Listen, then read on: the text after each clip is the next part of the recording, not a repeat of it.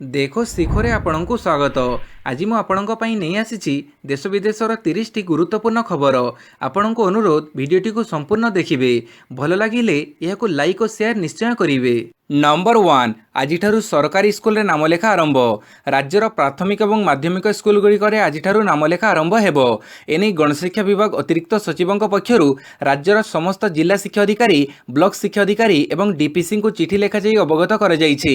ନାମଲେଖା କାର୍ଯ୍ୟ ଆସନ୍ତା ମେ 31 ତାରିଖ ସୁଦ୍ଧା ଶେଷ କରିବାକୁ ଚିଠିରେ ଅତିରିକ୍ତ ସଚିବ ନିର୍ଦ୍ଦେଶ ଦେଇଥିବା ଜଣାପଡ଼ିଛି। ପ୍ରତ୍ୟେକ କାର୍ଯ୍ୟ ଦିବସର ସକାଳ 7ଟାରୁ ପୂର୍ବାହ୍ନ 9:30 ପର୍ଯ୍ୟନ୍ତ ନାମଲେଖା ପ୍ରକ୍ରିୟା ଚାଲୁ ରହିବ। ଏକ ସମୟରେ 5 ଜଣରୁ ଅଧିକ ଅଭିଭାବକ ସ୍କୁଲରେ ପ୍ରବେଶ କରିପାରିବେ ନାହିଁ ବୋଲି ଚିଠିରେ କୁହାଯାଇଛି। ମହାମାରୀ ଦୃଷ୍ଟିରୁ ଏପରି ପଦକ୍ଷେପ ନିଆଯାଇଥିବା ଜଣାପଡ଼ିଛି। ନାମଲେଖା ସମୟରେ କୋଭିଡ୍ ଗାଇଡଲାଇନକୁ ପାଳନ କରିବାକୁ ମଧ୍ୟ ଚିଠିରେ ନିର୍ଦ୍ଦେଶ ଦିଆଯାଇଛି। ନମ୍ବର 2 ମେ 1 ପାଇଁ ପ୍ରସ୍ତୁତି। ଅନଲାଇନ୍ ରେଜିଷ୍ଟ୍ରେସନ ପରେ ହେବ ସ୍ଲଟ୍ ବୁକିଂ। ରାଜ୍ୟବାସୀଙ୍କୁ ମାଗଣାରେ ମିଳିବ ଟିକା। ପ୍ରଥମ 2ଟି ପର୍ଯ୍ୟାୟ ଶେଷ ହେବାକୁ ବସିଥିବା ବେଳେ ତୃତୀୟ ପର୍ଯ୍ୟାୟରେ ମେ 1 ତାରିଖରୁ 18ରୁ 44 ବର୍ଷ ବୟସ୍କଙ୍କୁ ମାଗଣାରେ ଦିଆଯିବ ଟିକା। ଏନେଇ ମୁଖ୍ୟମନ୍ତ୍ରୀ ଘୋଷଣା କରିସାରିଥିବା ବେଳେ ଆସନ୍ତା 28 ତାରିଖରୁ ଆରମ୍ଭ ହେବ ନାମ ପଞ୍ଜୀକରଣ। ଟିକାକରଣ ନିମନ୍ତେ କୋୱିନ୍ ପୋର୍ଟାଲରେ 2ଟି ପଦ୍ଧତିରେ ପଞ୍ଜୀକରଣ କରିହେବ। ପ୍ରଥମେ ପଞ୍ଜୀକରଣ କରିବାକୁ ହେବ। ଏହାପରେ ଟିକାର ଉପଲବ୍ଧତାକୁ ନେଇ ଆପଏଣ୍ଟମେଣ୍ଟ ପ୍ରକ୍ରିୟା ଦେଇ ସମ୍ପୃକ୍ତ ବ୍ୟକ୍ତିଙ୍କୁ ନିର୍ଦ୍ଦିଷ୍ଟ କେନ୍ଦ୍ରକୁ ଆସିବାକୁ କୁହାଯିବ। ଏଥିନିମନ୍ତେ ସ୍ଲଟ୍ ବୁକିଂ କରାଯିବ। କିଏ କେଉଁଠି କେତେବେଳେ ଟିକା ନେବେ ସେ ନେଇ ମେସେଜ ଦିଆଯିବ ବୋଲି କହିଛନ୍ତି ପରିବାର କଲ୍ୟାଣ ନିର୍ଦ୍ଦେଶକ ବିଜୟ ପାଣିଗ୍ରାହୀ। ଅପରପକ୍ଷେ ପରିବାର କଲ୍ୟାଣ ନିର୍ଦ୍ଦେଶକ କହିଛନ୍ତି କୋଭିଡ୍ ଟିକାର ପ୍ରଥମ ଡୋଜ୍ ଘରୋଇ ହସ୍ପିଟାଲରୁ ନେଇଥିବା ବ୍ୟକ୍ତି ଚାହିଁଲେ ଦ୍ୱିତୀୟ ଡୋଜ୍ ସରକାରୀ ଡାକ୍ତରଖାନାରୁ ମାଗଣାରେ ନେଇପାରିବେ। ନମ୍ବର 3 ବ୍ୟାଙ୍କଗୁଡ଼ିକରେ ଗ୍ରାହକ ସେବା ସମୟ ବଦଳିଲା। କୋଭିଡ୍ ସଂକ୍ରମଣକୁ ଦୃଷ୍ଟିରେ ରଖି କାଲି ଓଡ଼ିଶାର ବ୍ୟାଙ୍କଗୁଡ଼ିକରେ ଗ୍ରାହକ ସେବା ସମୟ ପରିବର୍ତ୍ତନ କରାଯାଇଛି।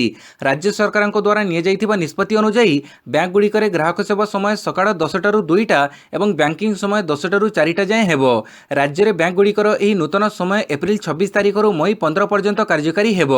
ରାଜ୍ୟ ଅର୍ଥ ବିଭାଗ କାଲି ଏ ସମ୍ପର୍କରେ ରାଜ୍ୟସ୍ତରୀୟ ବ୍ୟାଙ୍କିଂ କମିଟିଙ୍କୁ ଚିଠି ଲେଖିଛି। ଅର୍ଥ ବିଭାଗର ଚିଠିରେ କୁହାଯାଇଛି ଯେ ପ୍ରଶାସନିକ କାର୍ଯ୍ୟାଳୟ ଏବଂ ବ୍ୟାଙ୍କର ଶାଖାଗୁଡ଼ିକରେ ରୋଟେସନ ଭିତ୍ତିରେ 50% କର୍ମଚାରୀଙ୍କୁ ନେଇ କାର୍ଯ୍ୟ କରିବେ। ଏହି ସମୟରେ ଶନିବାର ଦିନ ସଟ୍ଡାଉନ୍ ରହୁଥିବା ହେତୁ ସମସ୍ତ ସହରାଞ୍ଚଳ ବ୍ୟାଙ୍କ ଶାଖା ଏବଂ କାର୍ଯ୍ୟାଳୟଗୁଡ଼ିକ ବନ୍ଦ ରହିବ। ନମ୍ବର 4 କୋଭିଡ୍ ପାଇଁ କେନ୍ଦ୍ର ଜାରି କଲା ନୂଆ ଗାଇଡଲାଇନ୍। ଦେଶରେ ଦ୍ରୁତ ଗତିରେ ବ୍ୟାପିଛି କୋଭିଡ୍ ସଂକ୍ରମଣ।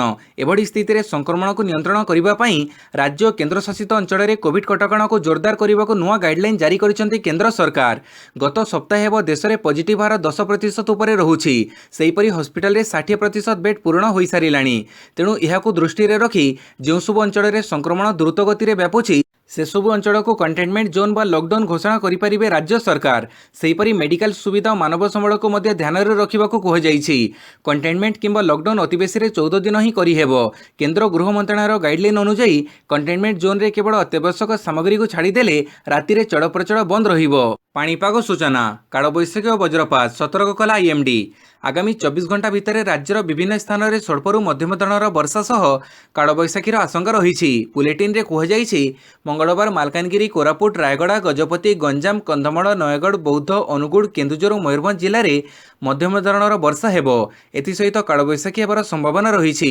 ସେଥିପାଇଁ ମାଲକାନଗିରି, କୋରାପୁଟ, ରାୟଗଡ଼ା, ଗଜପତି, କନ୍ଧମାଳ, କେନ୍ଦୁଝର ଓ ମୟୂରଭଞ୍ଜ ଜିଲ୍ଲାକୁ ୟେଲୋ ୱାର୍ଣ୍ଣିଂ ଜାରି କରିଛି ଆଇଏମ୍ଡି। ତେବେ ପ୍ରବଳ ଗ୍ରୀଷ୍ମ ପ୍ରବାହ ଯୋଗୁଁ ସାରା ରାଜ୍ୟ ଅସ୍ତବ୍ୟସ୍ତ ହେଉଛି। ସୋମବାର ଦିନ ଓଡ଼ିଶାର 17ଟି ସହରର ତାପମାତ୍ରା 40 ଡିଗ୍ରୀ ଉପରେ ରେକର୍ଡ ହୋଇଛି। ବୌଦ୍ଧ ସହର 43 ଡିଗ୍ରୀ ସହ ସର୍ବାଧିକ ଉତ୍ତପ୍ତ ସହର ରହିଛି। ଏହା ପଛକୁ ଭୁବନେଶ୍ୱରରେ 42.5 ଡିଗ୍ରୀ ସେଲସିୟସ୍ ରେକର୍ଡ କରାଯାଇଛି। ନମ୍ବର 6 ତ୍ରିଭେନ୍ଦ୍ରମ ଓ ମାଲଦା ଟାଉନ ମଧ୍ୟରେ ସ୍ୱତନ୍ତ୍ର ଟ୍ରେନ୍ ଚଳାଚଳ। ତ୍ରିଭେନ୍ଦ୍ରମ ଓ ମାଲଦା ଟାଉନ ମଧ୍ୟରେ ଏକ ସ୍ୱତନ୍ତ୍ର ଟ୍ରେନ୍ ଚଳାଚଳ କରିବାକୁ ନିଷ୍ପତ୍ତି ନିଆଯାଇଛି। 06185 କିମ୍ବା 06186 ତ୍ରିଭେନ୍ଦ୍ରମ ମାଲଦା ଟାଉନ ତ୍ରିଭେନ୍ଦ୍ରମ ସ୍ୱତନ୍ତ୍ର ଟ୍ରେନ୍ ତ୍ରିଭେନ୍ଦ୍ରମ ଠାରୁ 27 ଏପ୍ରିଲ ଏବଂ ମେ 1 ଅର୍ଥାତ୍ ମଙ୍ଗଳବାର ଏବଂ ଶନିବାର ଦିନ ସନ୍ଧ୍ୟା 6 ଘଟିକାରେ ଛାଡ଼ିବାକୁ ଥିବାବେଳେ ଏହା ମାଲଦା ଟାଉନରୁ 30 ଏପ୍ରିଲ ଏବଂ ମେ 4, 2021 ଅର୍ଥାତ୍ ଶୁକ୍ରବାର ଏବଂ ସୋମବାର ଦିନ ସନ୍ଧ୍ୟା 7:45 ଛାଡ଼ି ତ୍ରିଭେନ୍ଦ୍ରମ ଅଭିମୁଖେ ଯାତ୍ରା କରିବ।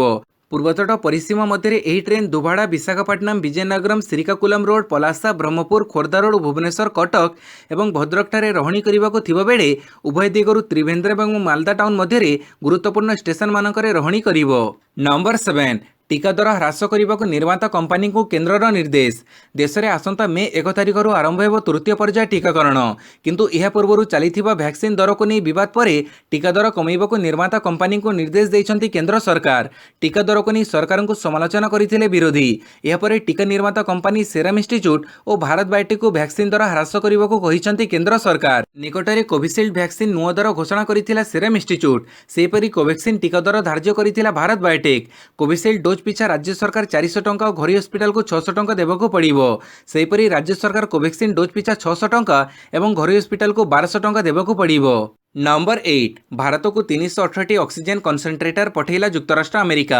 देश में जारी रही ऑक्सीजन संकट को दृष्टि में रखी विकसित देशगुड़िक भारत को सहायतार हाथ बढ़ाई। यही परिप्रेक्षी में अमेरिका पक्षर भारत को 318 ऑक्सीजन कन्सेंट्रेटर पठाई, जहाँ काली अपराह्न आसी दिल्ली विमानबंदर में पहुंची। कन्सेंट्रेटर एपरी एक उपकरण जहाँ वायु अम्लजान प्रस्तुत करें। भारत में यह उपकरण सबुठ अधिक आवश्यकता रही। यह सहित आगामी 2 दिन में अमेरिकार आहरी 600 ऑक्सीजन कन्सेंट्रेटर आसिबो। एगुड़ी को भारतर किछि कंपानी अमेरिका कंपानी ठारू क्रय करिसंती। एयर इंडिया 2टी विमान एहाको नहीं भारत आसिबे। नंबर 9, घरे बसी पाइपारे ड्राइविंग लाइसेंस। ड्राइविंग लाइसेंस बाहर करने हो कि यार नवीकरण करने हो एथिपाई आरटी ऑफिस जीवाकू पड़िबो नाही।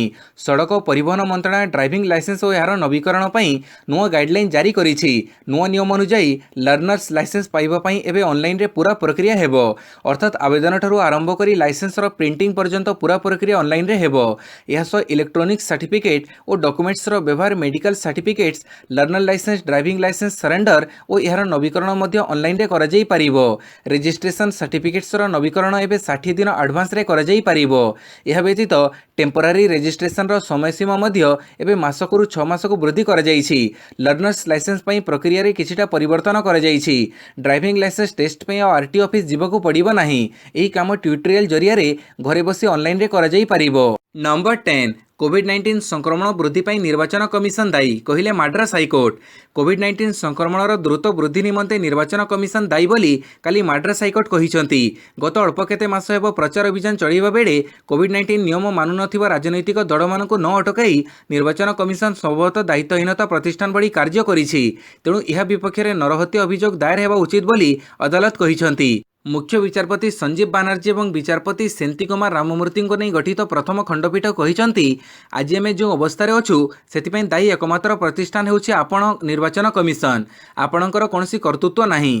नंबर 11, 18 वर्ष ऊर्ध्व समस्त को मागणा कोविड टीका देवे दिल्ली सरकार। 18 वर्ष ऊर्ध्व समस्त व्यक्ति को मागणार टीका देवा लगी दिल्ली सरकार स्थिर करिथिबा कथा सोमवार दिन मुख्यमंत्री अरविंद केजरीवाल घोषणा करिसंती। से कहिसंती समग्र देश में कोविड-19 ध्वंस साधन करुथिबा आमे देखि पारुछंती। तेणु 18 वर्ष अधिक समस्त व्यक्ति को टीका देवा पई दिल्ली सरकार स्थिर करिसंती। 1.34 कोटी टंका खरीद करबा लगी आमे अनुमोदन देइछु। खूब शीघ्र जेमिति टीका खरीद करा जाई लोकमाननको दिया जाए सेति प्रति सुनिश्चित होगा आम उद्यम करूँ। मे 1 देश में आरंभ हो तृतीय पर्याय कोविड-19 टीकाकरण अभियान आगरू दिल्ली सरकार एभली घोषणा करिसंती। नंबर 12, पंजाब रे लागू है लॉकडाउन। देश में सांघातिक स्थिति को गलानी महामारी। आक्रांत संख्या बढ़ुथिबारु लोके भी भयभीत हेलेनी। खासकर चिकित्सा रे ऑक्सीजन अभाव लोकों चिंता को आहरी बढ़ई देइछि। एपरि स्थिति रे देश में अनेक स्थान में लागू हेलानी कटकणा। कर्नाटक में लॉकडाउन घोषणा पर कली पंजाब रे भी लागू होइछि लॉकडाउन। एने ट्वीट करी सूचना देइछंती पंजाब मुख्यमंत्री कैप्टेन अमरिंदर सिंह। प्रतिदिन संध्या 6 रु सकाळ 5टा पर्यंत लॉकडाउन लागू हेबो। अन्य देश पर्यंत यह लॉकडाउन लागू हेबो बोली कहिसंती पंजाब मुख्यमंत्री। लॉकडाउन सह सप्ताहांत सटडाउन मध्य लागू होइछि। एही समय समस्ते घरे रुहंतु बोली निवेदन करिसंती पंजाब मुख्यमंत्री। नंबर 13, दैनिक 6 लाख संक्रमितों ऑक्सीजन मौजूद रख, कहले डॉक्टर वीके पॉल। एबे तो कोविड संक्रमण ट्रेलर आगक पूरा सिनेमा आसुची। आगामी दिन में दैनिक संक्रमण 6 लाख पार करिवो। याकू सामना करने को द्वितीय योजना कर। दैनिक संक्रमण 6 लाख ऑक्सीजन मौजूद कर। एभली किछि संकेत दैछंती नीति आयोगर सदस्य डॉक्टर वीके पॉल। कही रखुछु कि ठीक 10 मास पूर्व डॉक्टर वीके पॉल पूर्वानुमान करी कहिथिले कि आगक दैनिक संक्रमितों संख्या 3 लाख पार करिवो। नंबर 14, संक्रमण बढ़ुथिबारु कर्नाटक रे लागू है 14 दिनिया कर्फ्यू। देश में बढ़ुथिबा संक्रमण भितर कर्नाटक आसीछि बड़ खबर। संक्रमण को आख्याघरे रखी कर्नाटक मुख्यमंत्री बीएस येदियुरप्पा कर्नाटक रे 14 दिनिया संपूर्ण कर्फ्यू घोषणा करिसंती। आज रातिरु पूरा कर्नाटक रे एही कर्फ्यू आरंभ होई आगामी 14 दिन जाए बलवत्तर रहिबो बोली सूचना मिलिछि। कर्फ्यू समय केवल जरूरीकालीन सेवाक अनुमति मिली। जरूरीकालीन जिनिसपत्र बिक्री करुवा दोकानगुड़िक दिन में मात्र 4 घंटा पर खोला रहिबो। नंबर 15 ऑक्सीजन प्लांट प्रतिष्ठार विलंब मुहमुही हेले केंद्र और केजरीवाल सरकार। हॉस्पिटल रे ऑक्सीजन प्लांट स्थापना नहीं पुणी थे मुहमुही होती दिल्ली और केंद्र सरकार। प्लांट स्थापन करिबारे दिल्ली सरकार विलंब करिथिबा नहीं केंद्र कहिबा परे दिल्लीर आप सरकार केंद्र को समस्त हिसाब देइछि। आउ विलंब पछर असल कथा कहिछि। आप सरकार स्पष्ट करिसेंति जे राजधानीर सरकारी हॉस्पिटल रे 8टी प्लांट मध्यरु 7टी प्रतिष्ठा हेबाकु थिबा बेले बाकी गुड़िक सफदरजंग एक सरकारी हॉस्पिटल रे प्रतिष्ठा हेबो। आप कहिछि जे केंद्र सरकार अनेक थर आलोचना करिबा परे मार्च आरंभ में 5टी हॉस्पिटल रे ऑक्सीजन प्लांट तैयारी होइछि। केजरीवाल सरकार कहिछि जे प्लांट स्थापन पई 3 ରୁ 4 दिन समय लागिबो। हेले जीए एही प्लांट पई आवश्यक उपकरण बिक्री करिवे से सेतेटा सहयोग करि नथिले। तेणु केंद्र सहित बारंबार ए प्रसंग रे आलोचना करिबा परे एपर्यंत 5टी प्लांट रु गोटिए प्लांट कार्यक्षम होइछि। बाकी प्लांट एप्रिल 30 सुधा कार्यक्षम हेबो बोली जणा पड़िछि। नंबर 16 श्रेष्ठ निर्देशिका भावे ओस्कार अवार्ड पाइले प्रथम एसीय महिला क्लोई जाओ।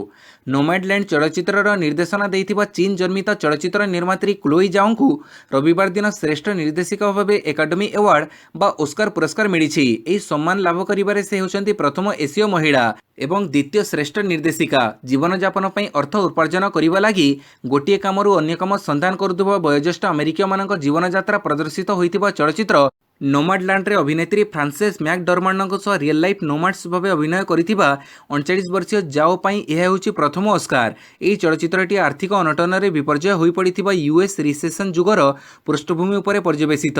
नंबर 17 राज्य में 24 घंटा मध्य 6599 आक्रांत चिन्हट।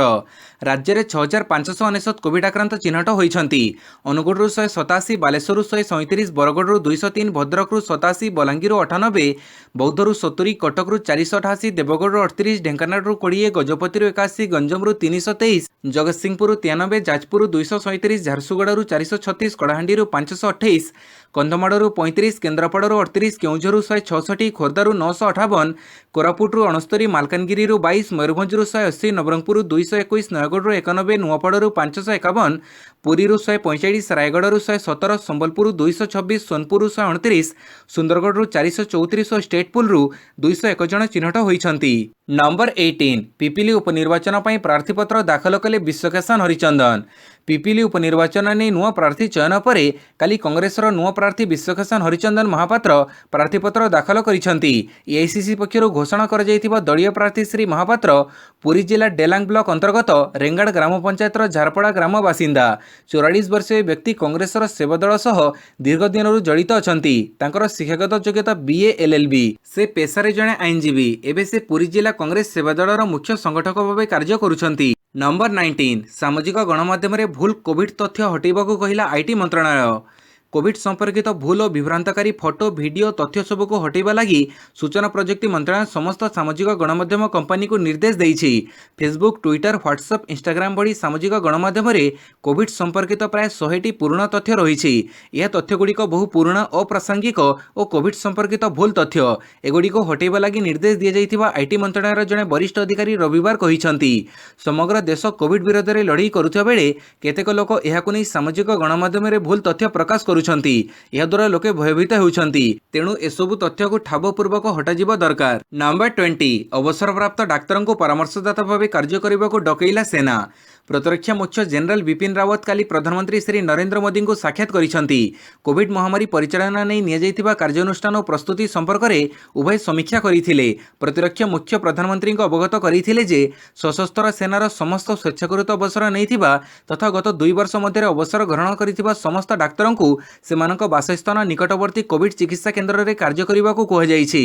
पूर्व अवसर ग्रहण करिथिबा चिकित्सक मानक मध्य जरूरीकालीन डाक्तरी सेवा अधीन में परामर्शदाता भाव कार्य करने को अनुरोध कर जाइछि। नंबर 21 भारतर त्रिरंगारे आलोकित है बुर्ज खलीफा। विश्वर सर्वोच्च सौध भाव में परिगणित दुबईर बुर्ज खलीफा रविवार राति रे भारतर जातीय पताका आलोकित होइथिला। तत्सहित सेठारे आलोकरे लेखा जाइथिला स्टे स्ट्रंग इंडिया अर्थात भारत मजबूत रुह। भारत में कोविड-19 द्वितीय पर्याय संक्रमण भयानक परिस्थिति सृष्टि करिथिबा बेले एभଳି एक प्रयास सहित संयुक्त अरब एमिरेट्स भारत सहित मजबूत भाव में छिड़ा होइथिबा वार्ता देइछि। एथिसहित आबुधाबी थिबा आडनॉक मुख्य दफ्तर में भारतीय जातीय पताका आलोक प्रदर्शित होता। तेबे निज देशर नागरिकों सुरक्षित रखापी यूएई कर्तृपक्ष गत रविवार ठारू 10 दिन भारतीयों यूएई आगमन उपर कटकणा लगे।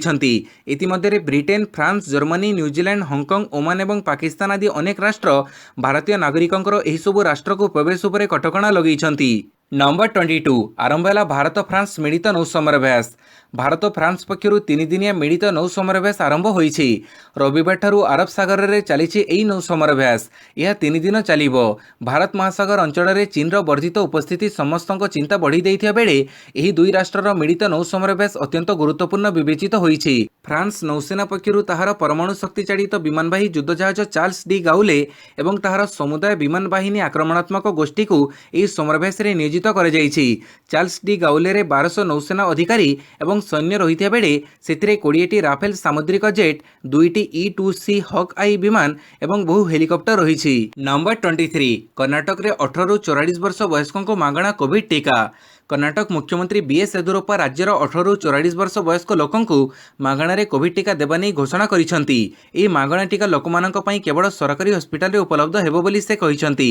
प्रथमे केरल, हरियाणा, ओडिशा, महाराष्ट्र और दिल्ली सरकार निज निज राज्य में नागरिकों को मागणारे कोविड टीका देबे बोली घोषणा करथिले। कहि रखु कि गत 24 घंटा मध्य कर्नाटक में 34,804 जन कोविड संक्रमित चिन्हट होइचंती। नंबर 24 भुवनेश्वर बासिंदा बीएमसी जारी कला हेल्पलाइन नंबर। राजधानी भुवनेश्वर में कोविड संक्रमण हु हु होई बढ़िबारे लागिछि। एहाकु दृष्टि रखी हस्पिटाल मानकरे कोविड बेड्र व्यवस्था करा जाइथिला।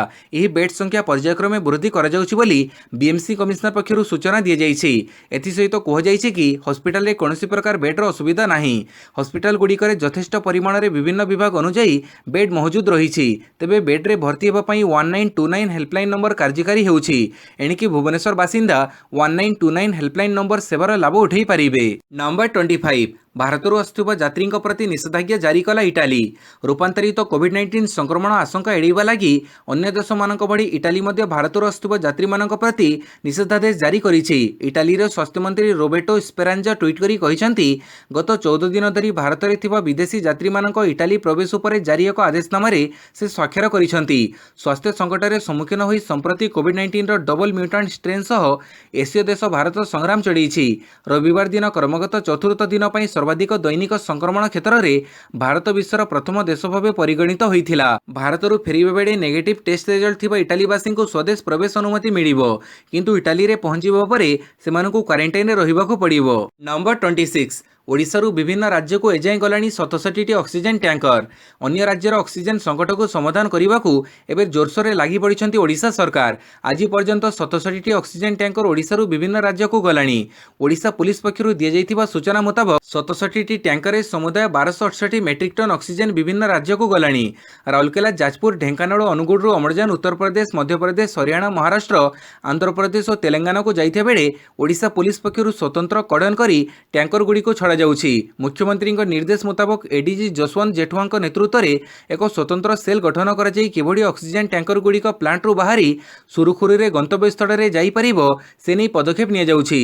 नंबर 27 भारत में कोविड मुकाबला गूगल 135 कोटी सहायता घोषणा। कोविड-19 महामारी विरोध में संग्राम चढ़ाई भारत को सहयोग करने लगी 135 कोटी टंकार पांठी जोगईदेव बोली गूगल घोषणा करिछि। कंपनीर दातव्य संस्थान google.org रु 2टी अनुदान समेत भारत को यह अर्थराशि प्रदान करा जिवो। यह अनुदान समुदाय अर्थराशि होछि 20 कोटी टंका। प्रथम पांठीटी गिव इंडिया को एवं द्वितीयटी यूनिसेफ को प्रदान करा जिवो। कोविड-19 द्वारा प्रभावित परिवार मानक साहाय्य करिबा लागि डाक्तरी सामग्री खरीद करिबा पई उपरोक्त दुई प्रतिष्ठान भारत को सहयोग करिवे। नंबर 28 आईपीएल 2021 पंजाब को 5 विकेट रे परास्त कला कोलकाता। आईपीएल 2021 रो 21तम मैच रे पंजाब को 5 विकेट रे परास्त करिछि कोलकाता। कोलकाता द्वितीय पाड़ी रे 124 रन लक्ष्य को पिछा करी 16.4 ओवर रे 5 विकेट हरई 126 रन करी विजय हासिल करिछि। कोलकाता पक्षरु राहुल त्रिपाठी 41 रन करथिया बेले आंड्रे रसेल 10 रन करी रन आउट होइथिले, किंतु कैप्टेन इयान मोर्गान अपराजित 40 बॉल रे 47 रन करी दल को विजय देइथिले। फଳରେ कोलकाता लगातार चतुर्थ पराजय परे एही विजय सह 4 अंक संग्रह करी टेबल तालिका रे पंचम स्थान रे रहिछि। नंबर 29 राज्यगोष्ठी क्रीड़ा 2022 योग्यता हासिल कला भारतीय महिला क्रिकेट टीम। अंतर्जातीय क्रिकेट काउंसिल 2022 बर्मिंघम राज्यगोष्ठी क्रीड़ा ପାଇଁ योग्यता हासिल କରିଥିବା महिला टीम घोषणा କରିଛି। भारत ऑस्ट्रेलिया समेत इंग्लैंड न्यूजीलैंड पाकिस्तान दक्षिण आफ्रिका और वेस्टइंडीज योग्यता अर्जन କରିଛନ୍ତି। ଆଉ ଗୋଟିଏ टीम क्वालिफाइंग टूर्नामेंट माध्यम चयन କରାଯିବ। राज्यगोष्ठी क्रीड़ा इतिहास रे प्रथम थर ପାଇଁ महिला क्रिकेट टीम को सामिल କରାଯାଇଛି। ଏହା ପୂର୍ବରୁ 1998 राज्यगोष्ठी क्रीडाରେ क्रिकेट को सामिल କରାଯାଇଥିଲା। आयोजक टीम भावे इंग्लैंड योग्यता अर्जन କରିଥିବା ବେଳେ अन्य 6ଟି टीम रैंकिंग अनुसार चयन କରାଯାଇଛି। नंबर 30 भारत ପାଇଁ पाकिस्तान रे प्रार्थना आगे आसिले कैप्टेन। भारत में महामारी लगातार बढ़िबारे लागिछि। एभଳି एक संकट समय सारा दुनिया भारत को सहायतार हाथ बढ़ाई। पाकिस्तान क्रिकेट टीम रो captain Babar Azam social media जरिए भारत ପାଇଁ निज वार्ता देइछन्ति। बाबर लिखिछन्ति एभଳି कठिन समय भारतवासी मोर प्रार्थना रही। वर्तमान समय समस्ते एकजुट हेबार दरकार एवं एकाठी मिसी भारत ପାଇଁ प्रार्थना करिबा दरकार। मु समस्त अपील करुछि जे एसबी पालन करंतु कारण यह आमर सुरक्षा ପାଇଁ दिया जाइछि। आमे एकाठी मिसिकी एही काम करि परिबा। यह पूर्वरु पाकिस्तान पूर्वतन पेस बॉलर शोएब अख्तर भारतीयों ପାଇଁ प्रार्थना କରିଥିଲେ। अख्तर भारतर सहायता ପାଇଁ निज देशवासी को अपील କରିଥିଲେ। भिडियोटी को संपूर्ण देखिथिबारु बहुत बहुत धन्यवाद।